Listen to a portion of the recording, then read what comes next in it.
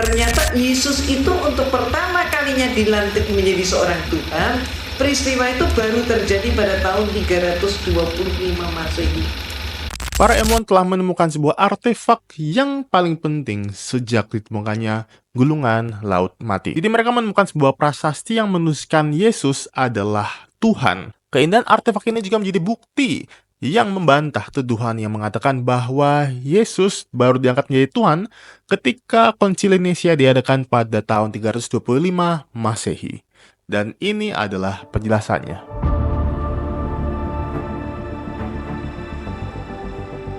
Pada tahun 2005, arkeologis Israel Yotam Teper dari Universitas Tel Aviv menemukan reruntuhan gereja yang diyakini berasal dari abad ketiga, ketika Kristen masih disiksa oleh Kekaisaran Romawi.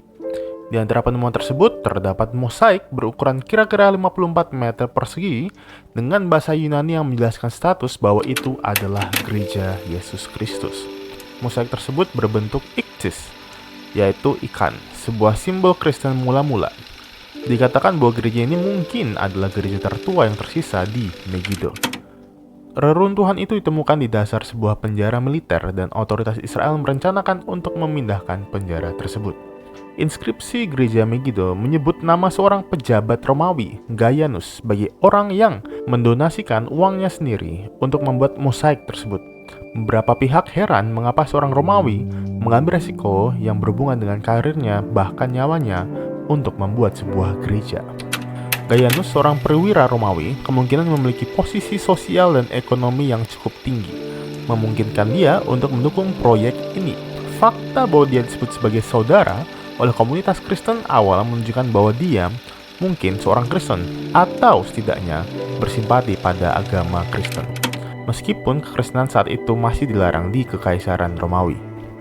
Keterlibatan seorang perwira Romawi dalam pendanaan mosaik ini memperlihatkan ada koeksistensi dan keterlibatan antara Romawi dan komunitas Kristen awal yang bertentangan dengan asumsi sebelumnya bahwa hubungan mereka selalu penuh dengan konflik. Jadi apa saja yang tertulis dalam mosaik tersebut?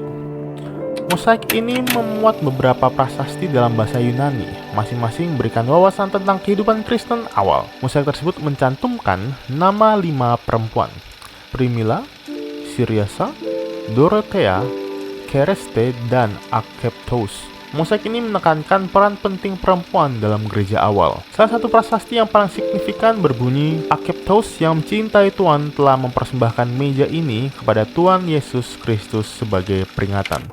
Dedikasi ini kini diakui sebagai bukti arkeologis paling awal tentang Yesus disebut sebagai Tuhan. Referensi kepada Akeptos menunjukkan bahwa dia adalah seorang wanita terhormat yang berperan penting dalam komunitas dengan menyumbangkan meja yang digunakan untuk perjamuan. Mosaik ini juga menampilkan gambar ikan, simbol kekristenan awal yang terkait dengan kata Yunani ichthys, yang merujuk kepada Yesus.